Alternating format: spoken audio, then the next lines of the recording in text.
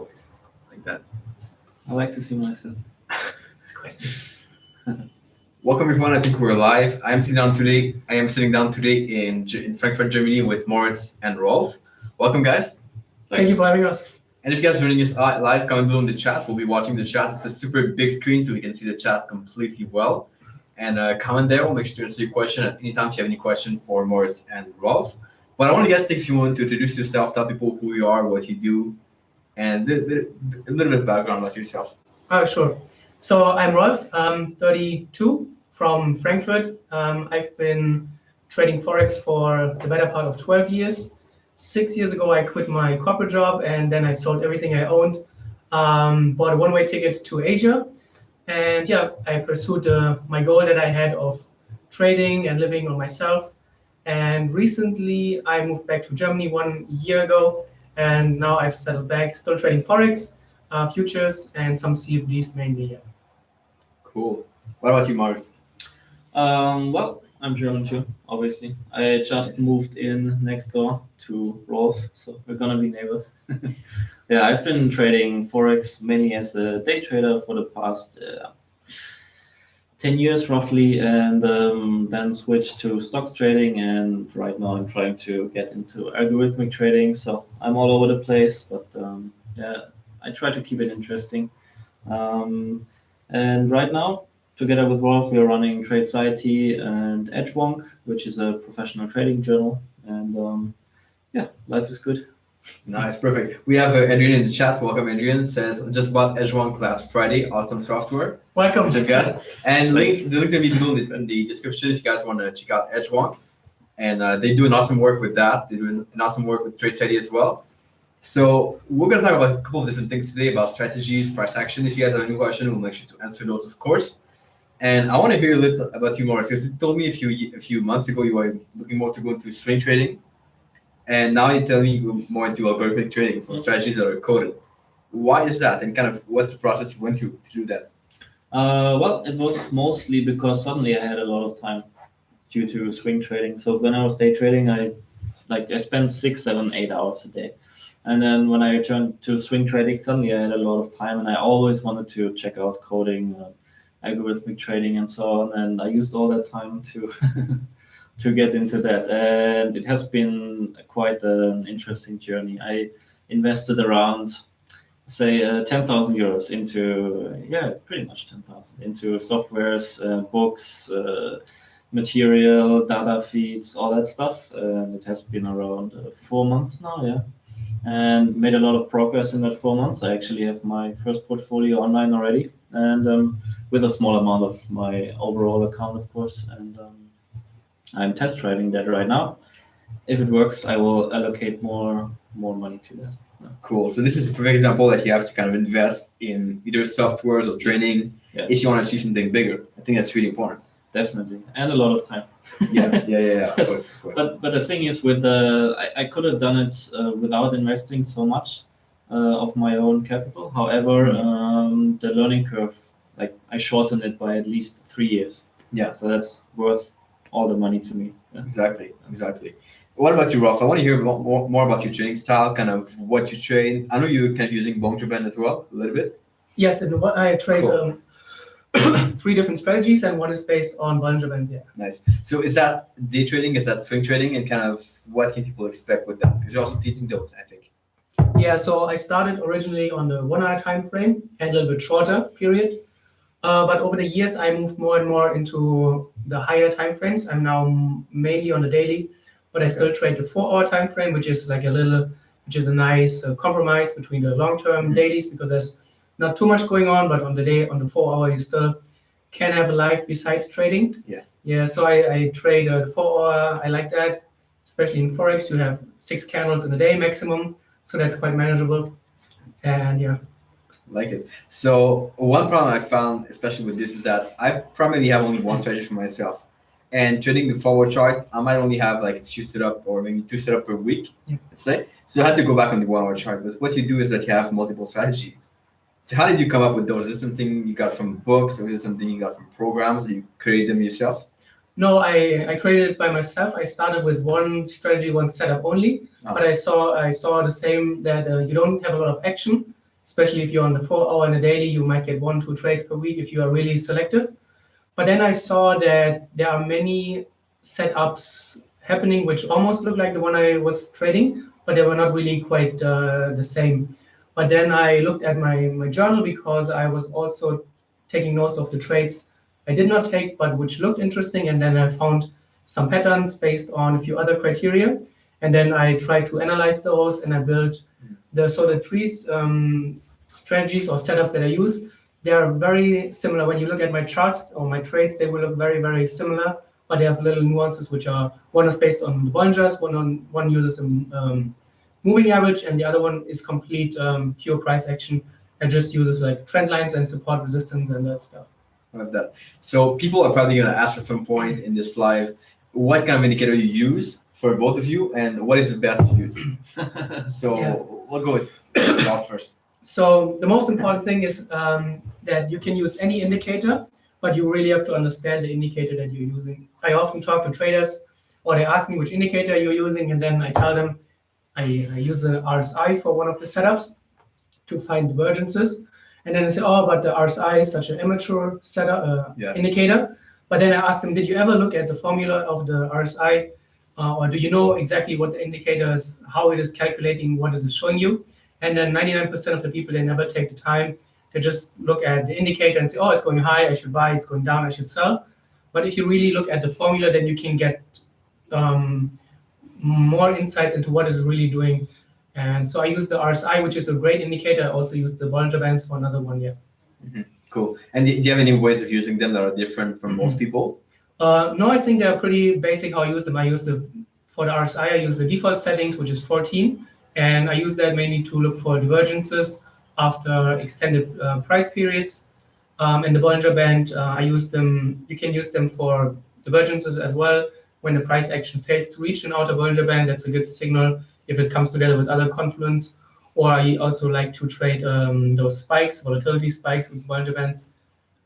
For that, I set the Bollinger Bands to 2.5 standard deviations instead of 2.0, which is the default. And that works quite nice too. Cool. What about you, Moritz? But when I was still, when I'm trading manually, it's mostly pivot points for day trading, and for swing trading, moving averages. But to gauge the overall momentum of a stock. In algorithmic trading, I prefer price action filters on the daily chart, for example, which is just another indicator, to be honest. They just work much more reliable than using indicator with extra parameters, especially because the more parameters you have in a strategy, the longer, the more prone it is the more prone it is to curve fitting. Mm-hmm. So in algorithmic trading, I try to use mostly price action filters, and manually use pivot points and moving averages. Cool, perfect. And one thing that I think you guys have talked about a couple of times when I spoke with you before is the importance of having a trading journal and to note down like your trades, what you do on a daily basis, and what are the results. So I want to kind of dive this into what did you learn from your trading journal? Are there some key lessons you learned for your strategies or for your trading style, or that you've applied after that? Yeah, so even before I started trading, I used to journal. People always say, oh, it's like a little girl who has a diary. But I think it's very important that you write down even what happens in your life, because if your life is worth living, then it's worth recording. I think Tim Ferriss said that as well. And I really like that because only if you really record your stuff, you can go back and see what did I do, how did it play out. And then when I ask the traders, for example, do you remember your last 5 or 10 trades? Then they already struggle quite a bit. Yeah. So if you don't even remember your last 5 trades, then it's very hard to learn from that. And very often I saw that when I started journaling, I was not doing everything completely wrong, but there were certain mistakes I kept repeating. Like one big thing for me was that I was always widening my stop loss in the beginning. And I saw that would I just stop this one thing, then my performance would already change quite a bit. So then that's what's quite a big revelation, where I always thought maybe my strategy is not working, but I did not have any proof that or a way of proving it. But once I started recording the trades, I could see my strategy is not that bad, but it's just this little one thing that is not optimal. Yeah. Mm-hmm. And that's many things. Many traders, they have no way of validating or checking that. So they're always in the system hopping mindset where they think, okay, my strategy is broken, I need a new strategy. But they don't look at, they only see their strategy as a way of finding entries, but they forget that the strategy is much more than just entries. It's how you set stops, how you manage targets, how you scale in and out, and everything that. And that you can only find out through good record keeping, I think. Yeah, and this is amazing. This is a very good lesson I have for myself. When I started to track stuff, it completely changed how I traded, and kind of completely changed what I modified and action I took after. Because you don't want to trade and then put the bad trade in your journal after. Yeah, exactly. So you're more inclined to take the right trade. Yeah. In my opinion, over time. Yeah, that's and it's really good. important to go back and look at the overview to like not one trade because it can get affected by one trade, but it's looking at the overview. So how often do you go back in your journal and look at all the trades that are there? So I open my journal the first thing in the morning before I start my platform, and I just want to see what are my last 3 or 5 trades. And I don't even look at the outcome. I just want to see how did I execute them? Are there any main problems? Were they on point? Or maybe I had some issues which are I revenge traded, I broke a rule, or I was a little bit itchy and tried to get into a trade. Or also when I saw that I haven't had a trade for maybe 1 or 2 days, that is also a reminder that it's not, it happens, but you just need to wait then. So every morning I just make a quick check, but it's just like 2 or 3 minutes. I think it's a great idea. I think that's a really good lesson I just got there. Wonderful. And so I want to talk a little bit about, well, I'll answer your question, guys, in a few moments, but I want to talk about price action. A lot of people like the topic. They hear the fact that price action is the winning strategy, that is the thing you can make money in the market with. But I want to know, how do you apply price action? And then the follow-up question to that's going to be, how do you apply this when you code a script? Is it what we're saying? Or, yeah. All right, so you can make money with the traditional stuff, pin bars and so on, but of course not the way it is taught mostly. I started out trading like that too, but I had to add my own twist to make it work. And I did that with my journal, as Rolf already said. So when you do that with a script or an algorithm or whatever you want to call it, robo-advisor, great word. What you have to do is basically that you have to change your thinking a little bit for algorithms. If you want to add price action filters, then basically you look at daily highs, daily lows, daily closes, close 2 days ago, close 3 days ago, and so on. It's really hard to define a pin bar in an algorithm. It's possible, but it's not that hard. It's possible, but the real edge is usually found in points, places where people don't trade when they manually trade. Right. Yeah. So there are some very counterintuitive things happening. For example, price goes down to the daily low, moves 10% up, then you go long. That could be a viable strategy already, but only on certain weekdays, for example. So there are some. When I code strategies, I try to throw all my wisdom out of the window, my human logic, because you can find edges in places where you wouldn't never think they are with human logic. And I understand that was the process to create a strategy on the script. Do you take what you know from manual trading and put it on a script, or do you start from scratch? That's what I tried in the beginning, but it didn't really work. Okay. Yes. So what would be the process for someone wanting to start to code something like from today? So they wake up and want to code something. Yeah. Did they take what they have now? Did they start from scratch and try to look at the chart, or? I would look at a chart, try to get an idea, try to find a pattern that repeats itself only visually, and then you try to put that into rules and into very simple codes. Don't make it too complicated in the beginning. You can simply test, go long every time price breaks through yesterday's high, for example, and then you can look at the results because it's very easy to code in 5 minutes. You backtest 20 years of data, it's done in 30 minutes. And then you can look at day of week, for example, different instruments, different time frames. You can add additional filters like volume. And that way you can get, you can almost always get a strategy which is profitable in a backtest, but then you have to do robustness testing to see whether it also works in live trading. Nice, love that. More on that later, I guess, because there's a lot to explore on that topic. But I want to get to you guys' questions for now. We had Gregory that says this is a guy that likes philosophy. Yeah, we did a live before talking about philosophy a lot. like that. Perfect. Yeah, it's the guy. Philip, what are your thoughts on taking partial profit along the way? I think it can be a good idea if it is not taken as an excuse. Most people like to take partial profit because it feels good. They are scared that they are giving back all of their profits, so they like to take some off the table.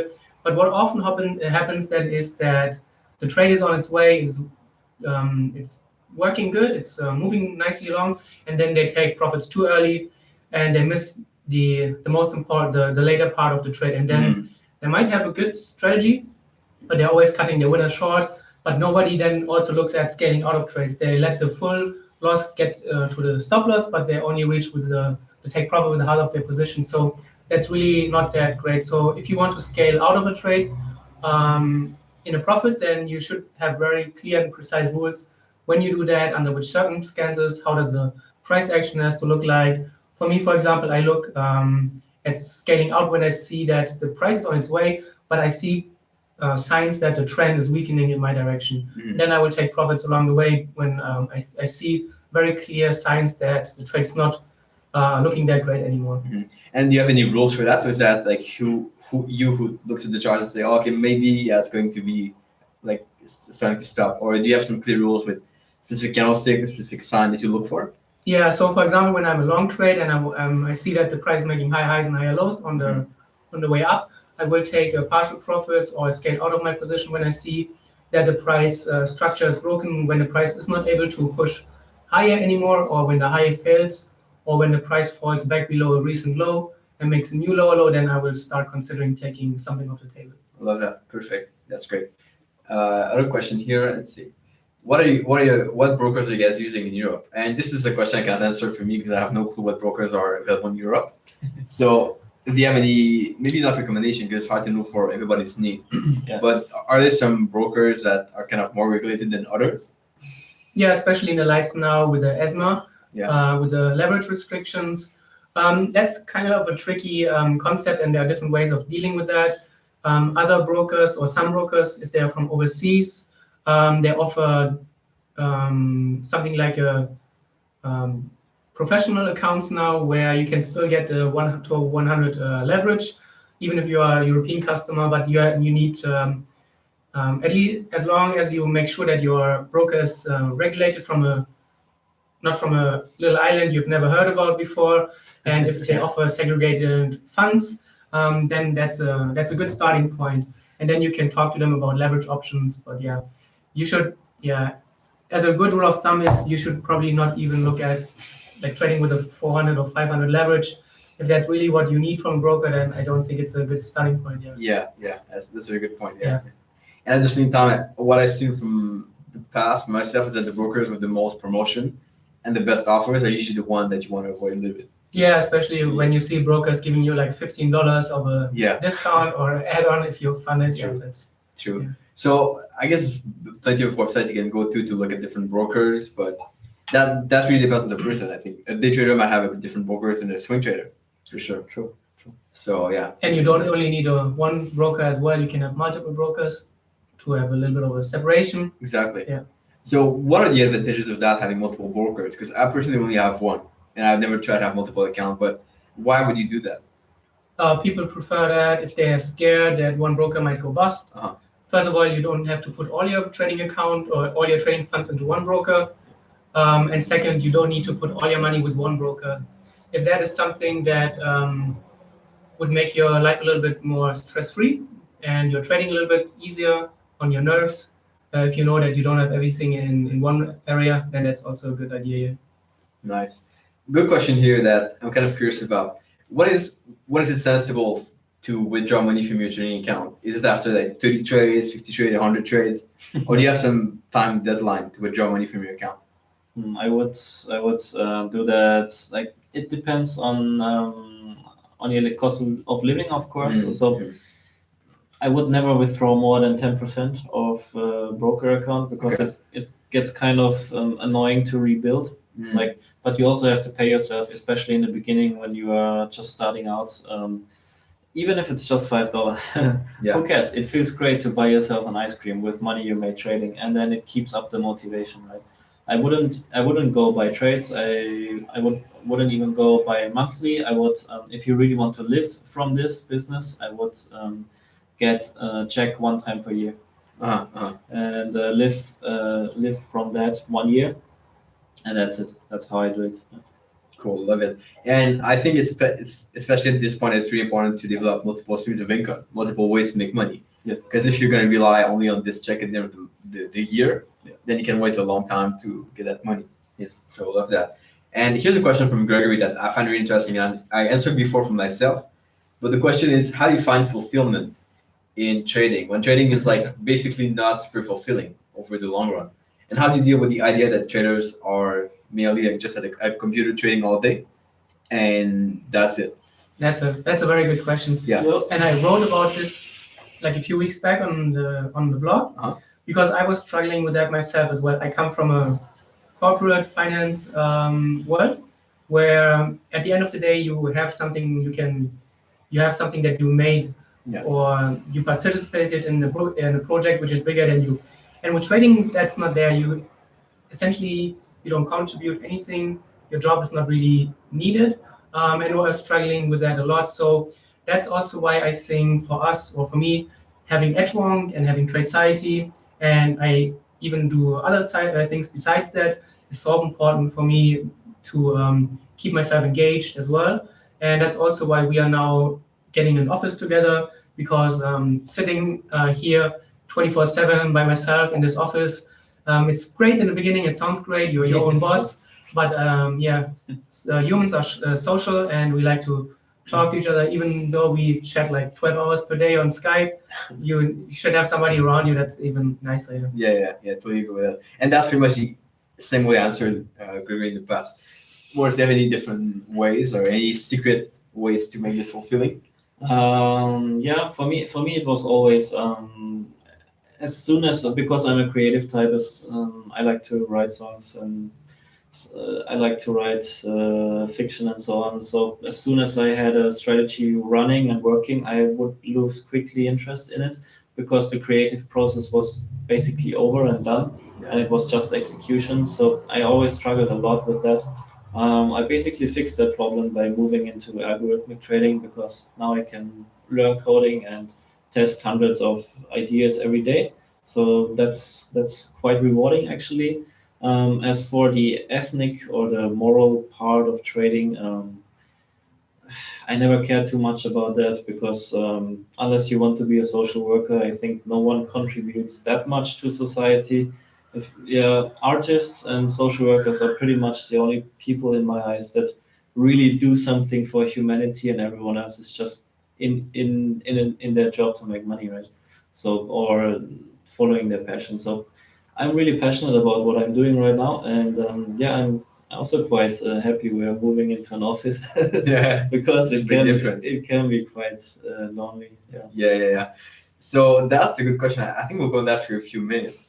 What is the difference between traveling and trading, kind of like I'm doing now, like you did a lot in the past, versus having an office and an apartment where you live like pretty consistently? Well, there are lots of differences. I think, especially on the higher time frames, when I was traveling, I was mostly going to the daily, not even the 4 hour. But I found that traveling also keeps you a little bit engaged.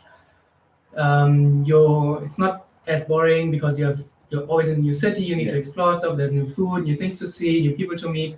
So that's something that is also nice. But at the end of the day, it was always all the new impressions is really hard on you, and it's then very hard to come home and focus on the work and be very focused on your trading. So I found that to be a big distraction after a few months. That's also why I decided, okay, now it's time to come back and settle and get a real life again. Anything different? For me, it's it was pretty much the same experience. I love traveling, but after so many years on the road, it just got a bit too tiresome, and especially with Tradeciety and Edgewonk, we need some routine to get things done, and it just works much better in an office environment. like with a stable life. But Mm. that being said, I still miss traveling a lot. Yeah, So yeah. I will be probably in the office 6-7 months a year, and the other 5 months. Uh-huh. Yeah. Have you found kind of an ideal duration of the travel when you travel? Like, do you go in a place for, let's say, 10 days, 30 days, 5 months, or is it always varying depending on like where you go, what you want to do? Yeah, pretty much. Like I never book too long. I book Okay. the first 3-4 days, and if I don't like the place, I move on. But if I really love a place, I have found that 30 to 90 days, usually 30 days, it starts to feel like you are living in that place, and that's when it Mm. gets really interesting. Right. And after 90 days, it gets boring again. So time to move on. Yeah, yeah. It's totally true. Yeah, yeah. Cool. Love that. Question here from, I think I've seen, yeah. What is your YouTube channel for you guys? I think you have 2 YouTube channels anyway. but- Yeah, the first one is youtube.com/Edgewonk, Okay. and the other one is youtube.com/Tradeciety. So Yeah. Or just type in Tradeciety or Edgewonk in your YouTube Yeah, box yeah. and find it pretty fast. you'll find it. Yeah, I'm pretty sure. And these guys do an awesome job with the YouTube channel, of course. Thanks. Good question here. How come there are not many female traders? Is it because women are naturally more risk averse? I'm sure you guys are really good to answer that. No idea. Or, yeah. What's your opinion on that? What's the opinion on that? I think the way most people get into trading is, for me at least, I just wanted to find a way to make money independently. Mhm. And yeah, I found trading then, and I think for women, they would look for different things. And I try to Yeah. show trading to my new wife, and yeah, it was not really something she could get excited about. Just seeing the candles, and then what are you doing? You're just buying and selling, and yeah. Yeah. I think you're naturally drawn to something or not, and yeah, it's probably just that. Yeah, I think it's just like different interests, and Yeah. Don't be careful with that. Yeah. You guys in Hell's Kitchen, man. Yeah. All right. Yeah. Good question here from Al's Productions. How does a normal day look like while trading and traveling? I can answer for me, or you guys can answer for yourself. I'll let you answer first, and if I do things different, I'll just fill in that. so I was always making sure that I have travel days and I have work days. Wow. So there were days or periods where I would stay in the hotel or the Airbnb, and I would just focus on the work. And then there were days where I would block out for just touring and sightseeing. And during those days where I was mostly doing sightseeing, I would do some work in the morning and then do some work in the night. And yeah, so I don't try to cram in everything in one day, because then you're not really enjoying anything. Yeah, same for me. Basically, like I did the day trading stuff when it depended on the time zone I was in, and I tried to get everything done either in the morning or in the afternoon if possible, and then I would use the other half of the day for doing sightseeing or having enjoying life. Yeah. Nice. But then there's also this part of you have to manage trading plus business plus traveling. Yeah. Is this, do you break the day down into different parts, or do you have like more days where it's like only work and then?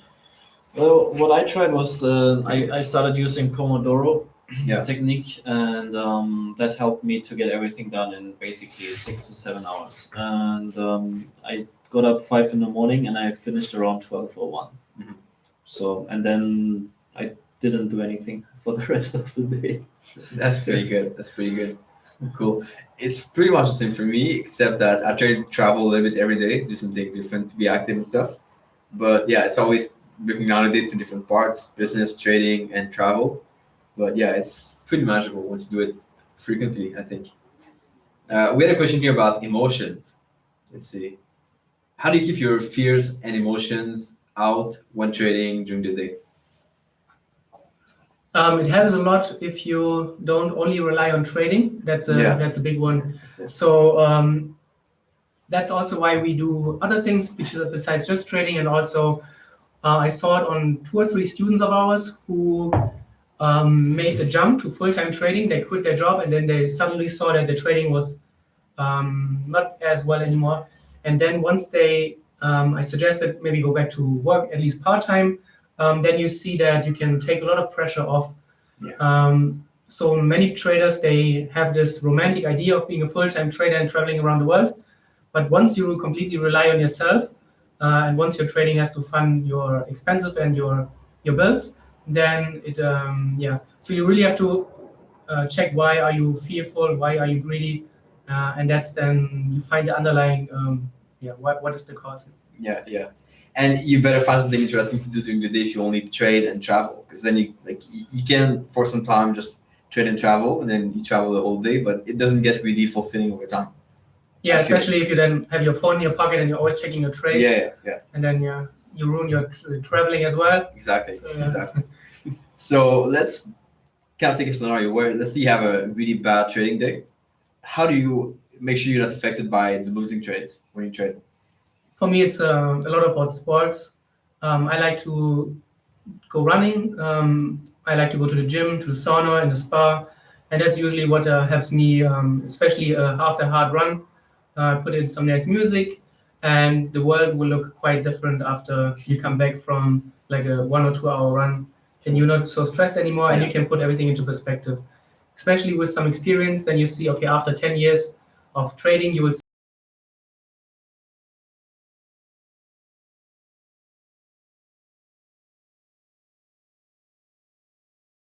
do something completely different, and then when you come back the next day, everything will look quite different. Yeah.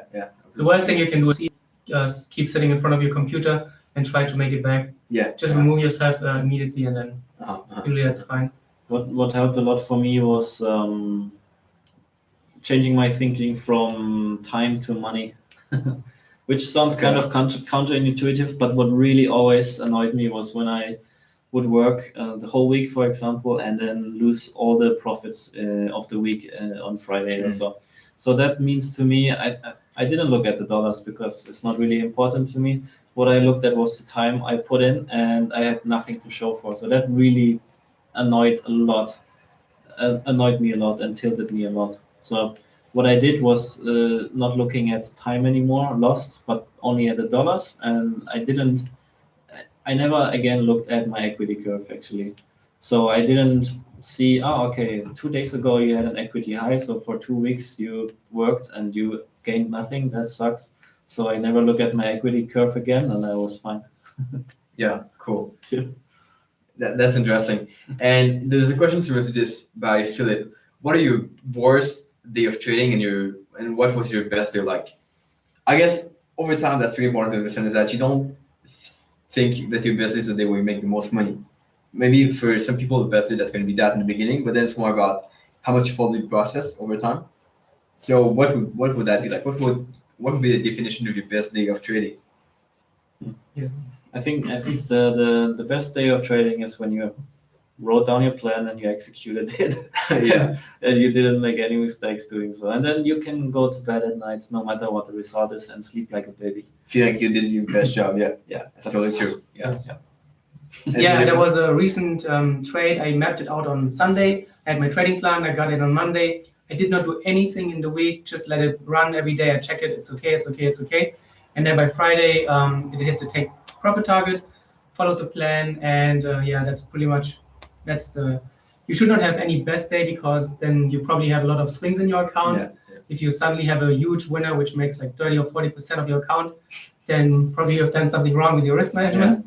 So And a trader once told me that if you are these like high swings where you feel really good when you have a good trade, you're probably going to feel really bad when you have a bad trade. And that's not what you want to achieve for sure. You want to be in kind of similar state all the time. It makes a big difference. The worst day was probably Fukushima. It was horrible. I mean, not to say that it wasn't horrible for anyone else, but I put on a position and I went to the washroom and I came back and I was broke. But my account wasn't so big, but it was horrible. Yeah, not cool. You guys have a really good question. I love it. If you have any question down below in the chat, I'll make sure to answer them. But there's a bunch of them, and I'll try to keep up with all of that. Really good ones for sure. We have a question here that I saw before. Yeah, when you guys started to trade, did you start with a demo account? And did you lose a lot of capital in that demo account before going to a live account? I was never really a big fan of demo trading because I don't see the point of it. I lost in the beginning. I lost a few, at least reasonably sized live accounts. It hurt, but it was not like my lifestyle had to change. So yeah, there was a few times where I did not know what I was doing in the beginning, obviously. And looking back, it seemed like more funny blow-ups now, but I learned. Yeah. I always made sure that I learned something from, or I tried to learn something from it, and that at least the money I lost was investment, which was not for nothing. Yeah. Mm-hmm. The cool thing is that it always looks better in the future, like after you've done the thing, and once you make it to become a trader. Yeah, that it Then should be in like the that. time, Yeah, it should be like yeah. that. Anything different for you, Moritz? I mean, demo trading to get to know the platform, and when you're new to trading, to learn about order types and so on, and then as quickly as possible move to real money and move to amounts where it hurts a little bit when you lose, and you're happy a little bit when you win. Like I have the experience for most people from Western developed countries, that's around $50. Nice. Yeah. Question here about stocks or equities versus Forex. Are you finding differences in trading those versus Forex, or is it pretty much the same thing? For stocks, yeah, of course. I mean, completely different. They move different, they trend differently. In Forex, there are no real trends because you can just flip a pair, like euro, dollar, dollar, euro. And they are just, because they are pairs. So there are no real, unless, quantitative easing and so on. Yen a few years ago, okay. But you don't see that very often. So stocks, you have to learn some different techniques. You can use volume. They move differently. You have to get used to it, definitely. Yeah. And did you have a way to pick one or the other? Let's say if you were to start today brand new, would you go with Forex or stocks or both? Always stocks. Okay. Why is that? Easier to learn for me. It fitted my personality much better. Okay. It's not the answer for everyone. Yeah. But for me, it was much better. Nice. And do you swing trade stock as much as you day trade them? I don't day trade stocks. Okay. Only swing trade. Cool. Interesting. And what about you, Rolf? Are you only on Forex or stock? Yeah, I would not. I see it different, and I only trade. I trade like 80 or 90% Forex. Okay. Stocks, I really cannot deal with stocks. The way of how I trade, I like this continuous flow of a chart. I don't like that it stops at the night and then you have the gap at the morning, and then that really throws off how I look at charts and how I look at the price action. So that's why I prefer Forex a lot. Yeah, that's why when you get into trading, just look at as many markets or asset classes as you can and try to find out what fits your personality best. We have two different examples, which is very interesting. And I'm also different. I'm mostly Forex as well, so that's very interesting. Interesting question here. What do you guys splurge cash on the most? What is your thing? Food. Okay. Definitely food. That's good. And travel costs. Costs and food. Travel takes some of course. You? Some money. Yeah. Food. Yeah, it's not so much food. I like traveling, but I also like to buy nice things. So yeah, I like to spend some money sometimes. Yeah. Nice. Cool. What about these? This may be more for Rolf. I don't know. But what are your thoughts on these exotic pairs, like the really strange pair that like no one trades? Do you trade them or no? I trade exotics like the Swedish krona, Norwegian krona. I also trade sometimes the Turkish lira. Okay. But I only trade them on the daily, rarely on the 4 hour sometimes. But you have to make sure there are different periods. There were periods sometimes when the Turkish lira is completely going crazy, and in those periods you should stay away from them. But there are also periods where it's trending nicely, moderate volatility, and that's where you can trade them. So every Sunday I go through almost 40 Forex pairs on the daily and the 4 hour, and every weekend I choose new pairs for the coming week. I look for which pairs are moderate volatility, good trending phases, nice technicals, and I will keep them on my inner watch list, and I completely ignore the rest. So every week or every few weeks, I will trade completely different pairs. That's interesting. And did you backtest the whole thing on all the pairs, like your strategy on all the pairs, or is it something that you know will work based on how the market behaves? Yeah, on the higher time frames, if you see that there's moderate volatility, nice technicals, if you see that the market is paying attention to support resistance, previous swing highs and lows, then it's reasonably safe to assume, in my opinion, that for the next few trading days at least, the trend is likely to continue. Yeah. That's a good answer, because some people think that you have to backtest every single thing for like 20 years or whatever of data. But I believe like if you know that it should work based on the market, how it behaves, I think there's a good chance that's going to work. Yeah, especially manual back testing is quite hard Yeah. because it's very easy to skip over the bad trades. Mm. And also it's very easy to skip over boring periods, and that's where the real problem is. Everybody can take the easy trades that jump at you, but if you then sit in front of a screen on a back test, it's quite easy. You just take the forward button for 2 or 3 weeks, and then you see a nice setup again. But if you have to sit in front of your computer for 2 or 3 weeks and nothing happens, that's quite a different thing. Nice, cool. Interesting question here from Anne, I think. What was your turning point where you started to understand that trading was kind of a more concrete future, where you could go into it more kind of full time or to trade profitably? That was when I started using a journal. Okay. It's an old answer, but it's also the right answer. When I had it black on white that I had a positive expectancy, it was only a matter of repeating what I did again and again and again, and then it was quite obvious what I had to do. Mm-hmm. Yeah, totally agree with that. Yeah. Any different answer for you, Rolf? Yeah, for me it was when the real life was coming closer. So I was trading even before university. I got into finance and international markets in university as well. And then after university, I had a very nice job. But then I had my trading at the side, which was going okay.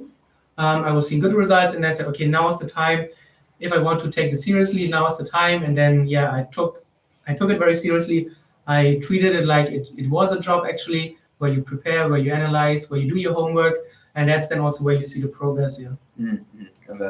What was your first trading journal like? Was it like simple? Was it bad? Was it complicated to do? Or yeah, probably I ended up with version 999 or so. Yeah. Like first version was too simple in parts and too complicated in other parts. It took too long to journal, and I revised it many times. And eventually we put all that experience and knowledge into Edgewonk actually. So it's years and years of hard work in Edgewonk. So it's we're quite proud of that. We started in Excel. I think you too, Excel. Yeah, I started with Evernote and Excel. I had Word at one point. So, Evernote too. Yeah. And then at one point I was printing out all my charts, and it was never really anything until I moved to Excel and then slowly built with formulas and stuff. Mm-hmm. What are the top 3 or 5 things to track in a journal? Like, let's say putting aside the profit or the loss.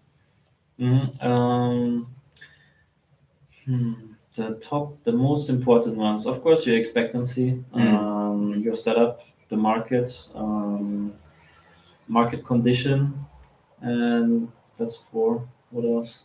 For me, because on the high time frames, I struggled in the beginning a lot with it. I track trade management a lot on my trading. Trade management, big one. Yeah. Yeah. So I because micromanagement is a very big problem for many traders. Mm-hmm. So that's probably the biggest one for me. And then I spend a lot on the tilt meter and Edgewonk, which is basically you become more process oriented. You look at your mistakes, and you can always add new comments for certain things that you want to improve or you want to track. So trade management is for me the biggest one, and then more process and mindset stuff. Mm-hmm. I agree with that.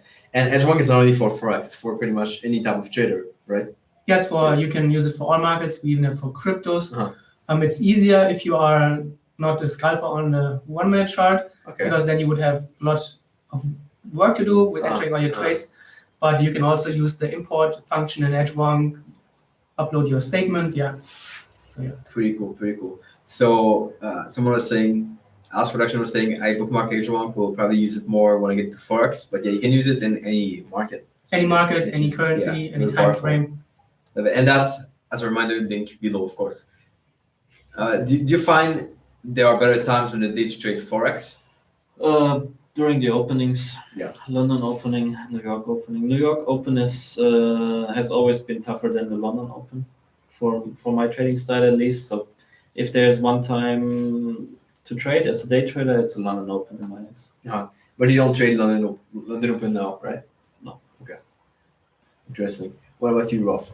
On the 4 hour, it does not really matter that much, but there's certainly the component of when you want to judge your trade, is it moving nicely or isn't it moving nicely, but you still have to look at, the US dollar and the Japanese yen.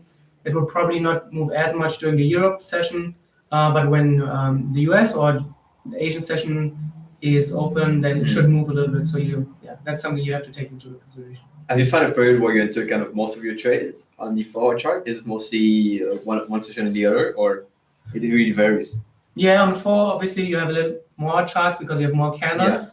So there will be more trades on the 4, but I really like the daily. If I see a setup on the daily and the 4-hour, I would prefer to trade the daily because it's just smoother. You don't have anything to do. You have to look at your charts 1 time per day instead of 6 times per day. So that's quite convenient. But your stop loss is gonna be bigger, and your take profit is gonna be more far. No. Yeah, obviously. Okay. And that's the trade-off that many traders they don't see. Everybody says, "Oh, you should go to swing trading. Swing trading is easier," but it's a very bad generalizations because you have to stay longer in a trade. You have to wait longer in a trade. That's the downside of it. Yeah. On the other hand, compared to day trading, where you have the problem, you have to really have a really stable mindset. Where after a loss, you need to just shake it off because there will be a next trade in the next 5 months. Exactly. And I believe that, and this is based on my experience only, but I believe there are some markets where swing trading works really well. Like some pairs where and time charts works really well. And some pairs where it seems like you better day trade because swing trading, like your trades don't get to the take profit. Have you seen that before, or is it only me who's weird? No, I think but that's where my weekly process comes in, where I filter out. I think the euro and the British pound, for example, it has been ranging in a very tight range for the last few weeks. So that's not one thing that you want to trade on the higher time frames. Mm-hmm. That's a very good point. And I think that review weekly is really helpful to know kind of what to focus on, which is very good, very good. Do you place trades after the opening, I suppose, yeah? After which open? That's general. But yeah, definitely trade after the open because you cannot trade when it's closed. It's not really close. Which trading style and so on. But yeah, I mean, generally, of course, you can place trades after the open. Yeah. How many positions do you place on a busy day and I guess a non-busy day? Is it varying a lot, or it's pretty much the same consistently? Yeah, there are weeks, obviously, when you have more trending periods on the higher time frames, then you will place naturally more trades. But on average, I get around 4 to 5, sometimes 6 trades a week on the 4-hour, the daily. Yeah, that's good. Same thing for you?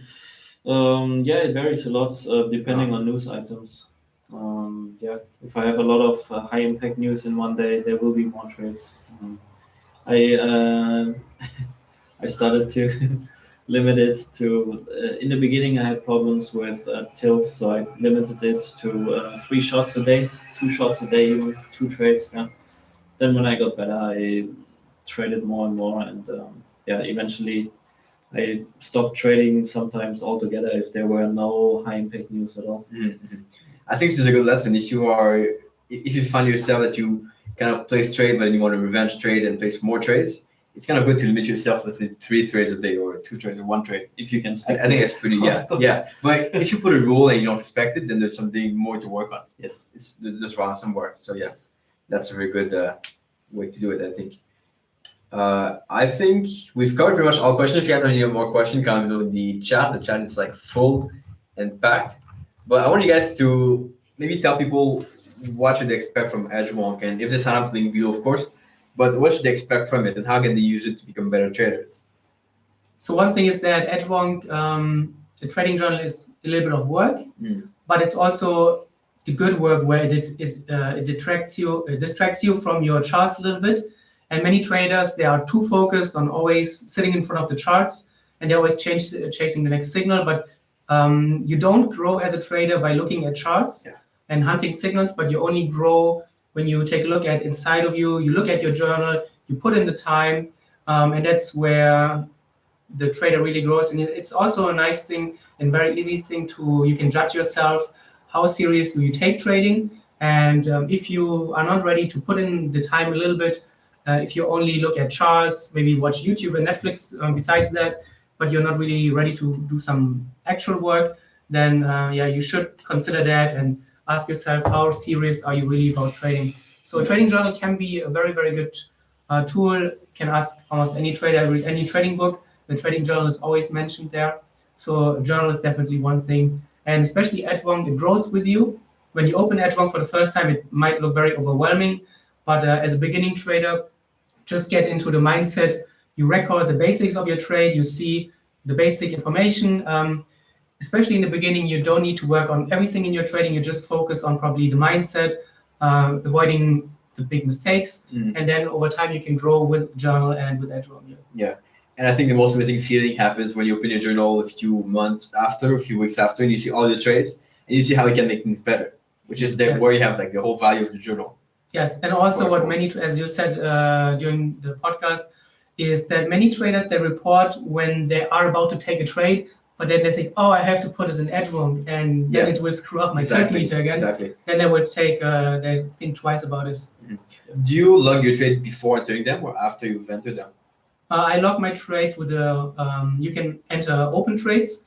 So as soon as I have an entry, I will log it with the entry price, the entry price, entry date, stop take profit, and also a custom statistic around the market conditions.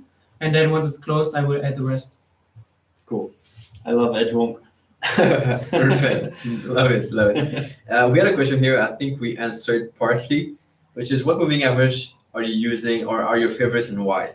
Well, that's the question we get a lot. Yeah. And I can only say use one and stick to it and get used to it.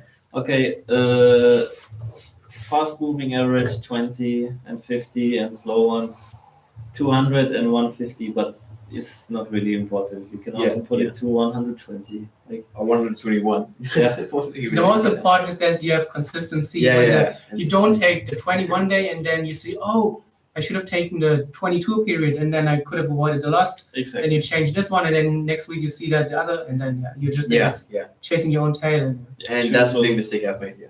Choose one, stick to it. Because moving average should help you know what's the trend basically, or that's what people should maybe use them for more. And it's also it's not a moving average that if you lose a trade, it's not about the moving average. And also a trade is not only the entry, but you have to look at all the things that come together. How you manage it, how you place your stop, how you take profits, and everything has to come together. Not a moving average that won't make the difference between a profitable and a losing trader. Very useful. What about? I'm curious about Fibonacci. Do you guys ever use it? Or okay. Yeah. Interesting. I'm never too sure whether it's a self-fulfilling prophecy or not, but I'm never too sure about anything in trading.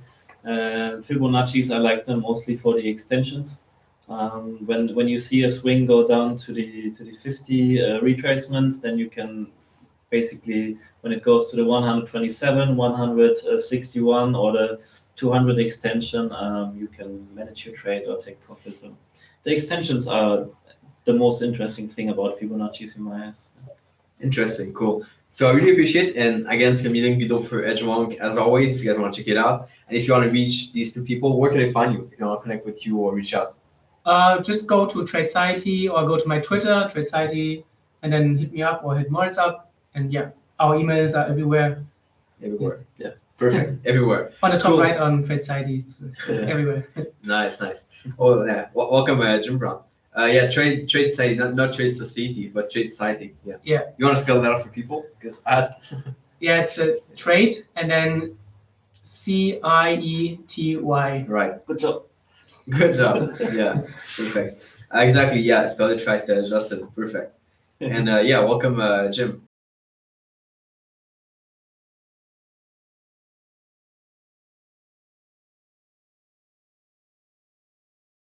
And I'll catch you guys pretty soon. Take care, bye. Bye-bye. Bye-bye, Facebook.